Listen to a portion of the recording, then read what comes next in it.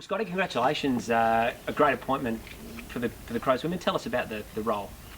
Yeah, it's certainly one that I'm looking forward to. I've been doing a bit of work throughout this year, which has been a strange year for everyone, but been doing a bit of work with a mate through a footy academy, and a bunch of the Crows girls do a heap of training there. So I've got to learn a fair bit about probably a dozen of them over the last 6 months. And when Doc Clark hit me up to help out with the women's team, sort of just fell into place that I can lend a helping hand.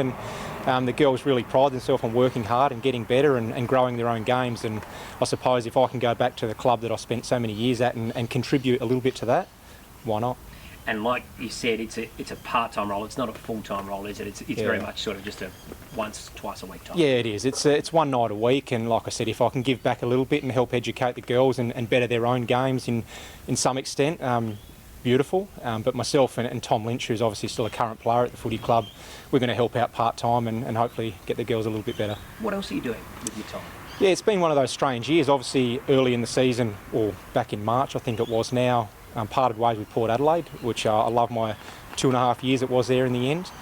Great bunch of people to work with, good blokes, but with the strange year that it's been, 2020, it was in my best interest to part ways at that point in time.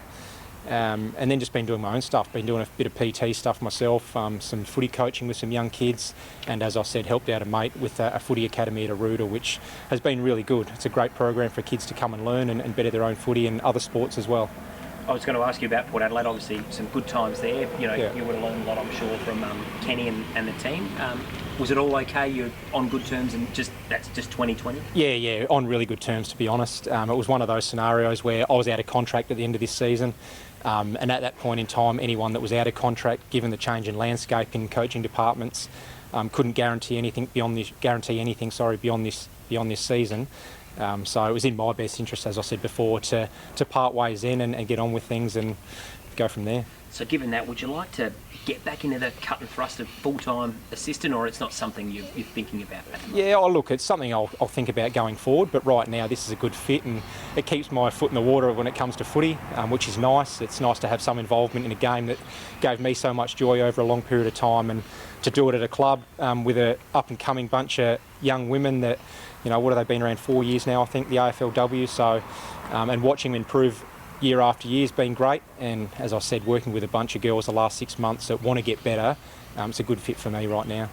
Mate, the way they go about it, has it surprised you? I mean, a lot of people, I suppose, are a little bit surprised at just how professional and how hard they go. They certainly do. They train hard.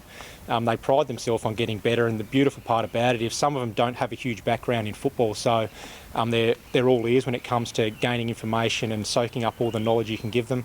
But they do train really hard, and when you watch them do some of the contested work, they're a little bit, because they don't have that background, you could almost say they're kamikaze the way they go about it. They certainly need some of them a bit of education around how to protect themselves, but to be honest, love watching the way they go about their training and really looking forward to working with them a little bit closer one night a week out at the footy club.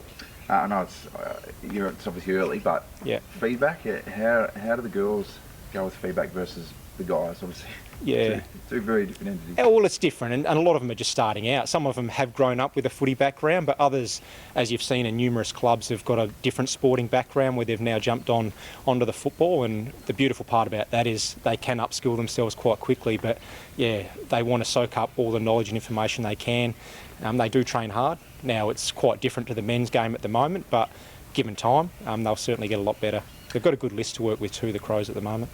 Probably just a straight swap. Club great goes out, another one comes back in with Andrew McLeod. Have you spoken to him? Got any advice on how to tackle it? No, maybe I should give him a call and get some advice, because he's been working with the program for a little while. But no, I haven't spoken to Bungie at this point in time. I think he's quite busy with a few other things now, and when this opened up, as I said, Doc Clark gave me a phone call to see what I was doing and see if I could help out.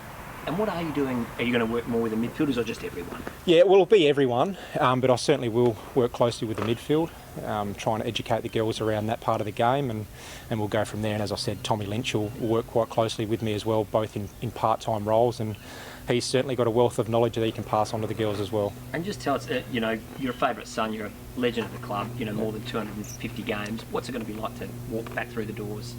It'll be interesting. I haven't been in there for a fair period of time, and it's weird. You sort of go down the road, and as much as I spent 13 years at the Crows, I I got to Port Adelaide and you almost feel like, okay, maybe I am the enemy to a certain extent now, but no, I'm sure I'll be welcome back there once I'm around the place a little bit more. And as a fan, what have you made of the Nixie? He seems to have a good culture building at the club again? Yeah, absolutely. I was lucky enough to spend a year with Nixie at Port Adelaide before he ducked off to the Giants and then obviously landed the job at the Crows, and I think he did a great job in his first year, which was a challenging year for him to go from trying to implement a new game plan to then COVID hitting and everyone going their separate ways and had to train in small groups. So if you threw someone into a coaching role and said, here's your first year, good luck, he's done a pretty good job with what he's had to work with. There's been a huge amount of change with the men's list in recent years, so he's got a fair challenge ahead of him, but knowing Nixie, people's man, great communication skills, I'm sure he'll get the best out of that group going forward. You're a very good trainer. You're in great nick still. I just showed you the pic before. Darcy getting the shirt off. What do you make it? Is he looking good? Can he take the shirt off? Oh, mate, if he wants to get it off, absolutely. If he's confident and comfortable enough, why not? But yeah, look, the Fog's got a huge amount of talent. We all know that. He was an early draft pick. He's been in the system a number of years now.